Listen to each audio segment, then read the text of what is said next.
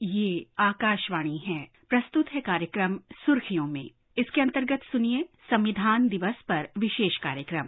भारत आज विश्व के सबसे बड़े लोकतंत्र के रूप में स्थापित है। आज हम एक संप्रभु और समता मूलक राष्ट्र के नागरिक हैं। ये भारत के एक उत्कृष्ट संविधान की बदौलत है।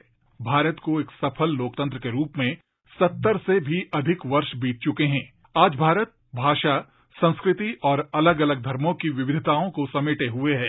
देश के 28 राज्य और 8 केंद्र शासित प्रदेश एक सफल संघीय ढांचे में पिरोए हुए मोतियों की माला की तरह मौजूद हैं। पूरी दुनिया में भारत विविधता में एकता का अनूठा उदाहरण एक उत्कृष्ट संविधान के कारण ही प्रस्तुत कर पाया है। 26 नवंबर 1949 वो ऐतिहासिक दिन था जब संविधान सभा की प्रारूप समिति ने भारत के संविधान को स्वीकार किया था। यहीं से आजाद भारत के लिए एक लोकतांत्रिक देश बनने की यात्रा शुरू हुई थी। 19 नवंबर 2015 में भारत सरकार ने संविधान दिवस मनाने का निर्णय लिया। 2015 के बाद हर साल 26 नवंबर का दिन संविधान दिवस के रूप में मनाया जाता है।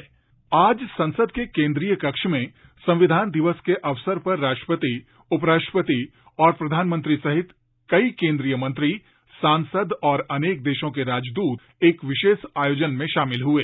इस अवसर पर राष्ट्रपति रामनाथ कोविंद ने अपने संबोधन में कहा कि संविधान निर्माताओं ने 72 वर्ष पहले इसी केंद्रीय कक्ष में स्वतंत्र भारत के उज्जवल भविष्य के लिए इस दस्तावेज को अपनाया था। राष्ट्रपति ने कहा कि संविधान की शक्ति से भारत अपनी विकास यात्रा में आगे बढ़ रहा है। श्री कोविंद ने इस अवसर पर संविधान की प्रस्तावना का वाचन किया।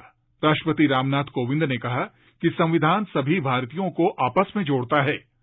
उन्होंने कहा कि देश में महिलाओं को न केवल शुरू से ही मतदान करने का अधिकार दिया गया, बल्कि कई महिलाएं भी संविधान सभा की सदस्य थीं।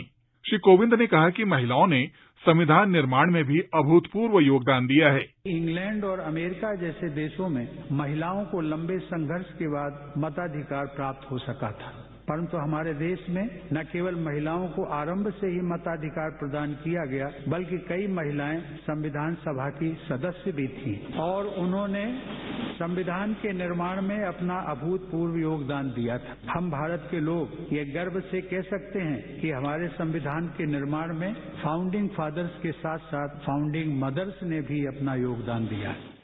राष्ट्रपति ने इस अवसर पर संसद में आज तक किए गए संशोधनों के साथ संविधान सभा, वाद विवाद के डिजिटल संस्करण और देश के संविधान की एक सुलेखित प्रति भी जारी की। उपराष्ट्रपति एम वेंकैया नायडू ने अपने संबोधन में कहा कि प्रस्तावना संविधान के उस दर्शन का सार प्रस्तुत करती है जिसमें लोगों ने भारत को एक लोकतांत्रिक गणराज्य के रूप में प्रमुखता दी है। उन्होंने कहा कि हमारा दृढ़ विश्वास है कि जनता हमारे विकास के केंद्र में रही है। Our constitution, in essence, is a statement of values, ideals, seeking to ensure justice, liberty, and equality for all in the true spirit of fraternity, and is a guide to peaceful, democratic transformation, enabling the people to fulfill their aspirations. As we are all aware, it was the people of India who gave themselves this constitution through their elected representatives in the Constituent Assembly. The preamble summarizes the philosophy of the constitution in which the people preferred our country to be a democratic republic, thereby indicating the instrumentalities by which the intended socio-economic transformation was to be achieved. प्रधानमंत्री नरेंद्र मोदी ने कहा कि अनेक बाधाओं का सामना करने के बाद संविधान का मसौदा तैयार हुआ और देश की रियासतों को एकजुट किया गया। श्री मोदी संसद के केंद्रीय कक्ष में संविधान दिवस के अवसर पर संबोधित कर रहे थे। उन्होंने कहा कि संविधान दिवस इस सदन को प्रणाम करने का दिन है, जहां पर देश के अनेक नेताओं ने भारत के संविधान को आकार देने के लिए विचार मंथन किया। श्री मोदी ने कहा कि देश राष्ट्रपिता महात्मा गांधी और भारत के स्वाधीनता संग्राम में भाग लेने वाले सभी लोगों को श्रद्धांजलि अर्पित करता है। मुख्य रूप से आज का दिन भारतीय संविधान के प्रमुख वास्तुकारों डॉक्टर राजेंद्र प्रसाद और डॉक्टर भीमराव आम्बेडकर को श्रद्धांजलि देने का दिन है। स्वतंत्रता आंदोलन में बलिदान देने वाले सभी लोगों को प्रधानमंत्री ने नमन किया। उन्होंने कहा कि संविधान विविधता भरे हुए इस देश को एक सूत्र में बांधता है। आज का दिवस इस सदन को प्रणाम करने का है, क्योंकि इसी पवित्र जगह पर महीनों तक भारत के विद्वतजनों ने, एक्टिविस्टों ने देश के उज्जवल भविष्य के लिए व्यवस्थाओं को निर्धारित करने के लिए मंथन किया था और उसमें से संविधान रूपी अमृत हमें प्राप्त हुआ है, जिसने आजादी के इतने लंबे कालखंड के बाद हमें यहाँ पहुंचाया है। आज पूज्य बापू को भी नमन करना है।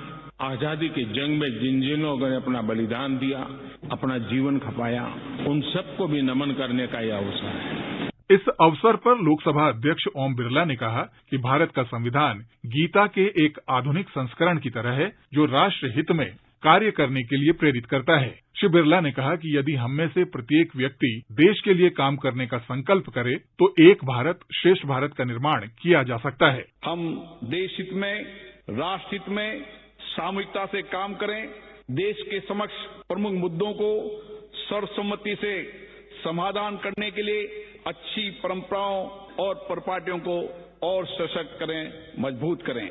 आजादी का अमृत महोत्सव मनाते हुए इस अमृत काल में संविधान दिवस के दिन हम अपने कर्तव्यों और दायित्वों के निर्वहन का संकल्प लें और लोकतांत्रिक संस्थाओं के माध्यम से नए राष्ट्र के निर्माण में योगदान दें। यदि हम सब जनप्रतिनिधि, नागरिक, सभी संस्थाएं अपने कर्तव्यों को सामूहिकता के साथ पूरा करने का संकल्प लें, तो प्रत्येक देशवासी के जीवन को बेहतर बनाते हुए एक भारत श्रेष्ठ भारत को साकार कर सकते हैं।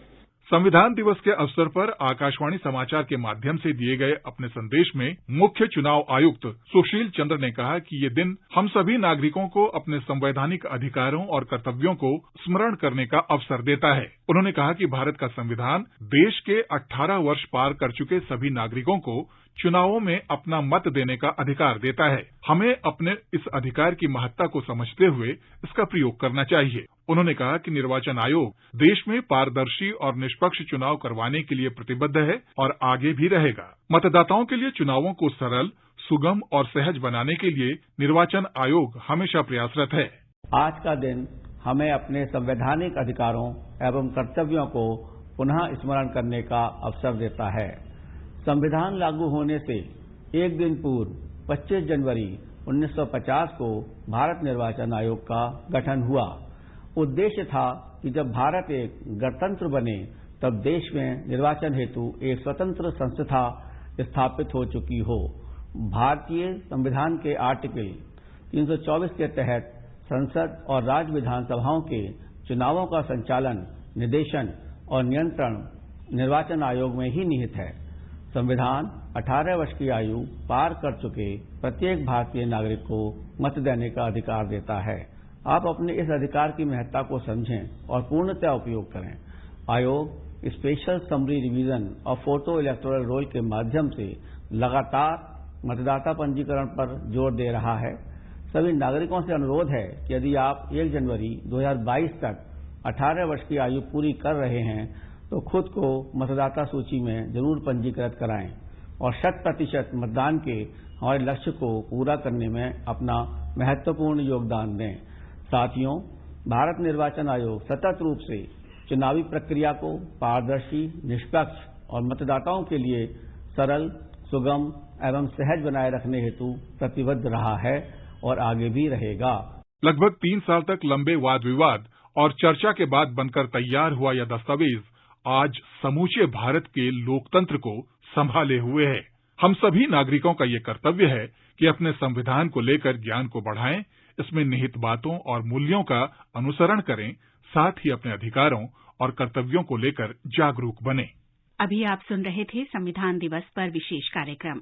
ये कार्यक्रम आकाशवाणी के समाचार सेवा प्रभाग द्वारा प्रस्तुत किया गया। इसे आप हमारे mobile app news on AIR और YouTube channel news on AIR official पर भी सुन सकते हैं। इस कार्यक्रम के संबंध में अपनी प्रतिक्रिया आप हमें ईमेल कर सकते हैं। पता है airnsdtalks@gmail.com। इस कार्यक्रम को फिर से सुनने के लिए लॉग ऑन करें हमारी वेबसाइट newsonair.nic.in।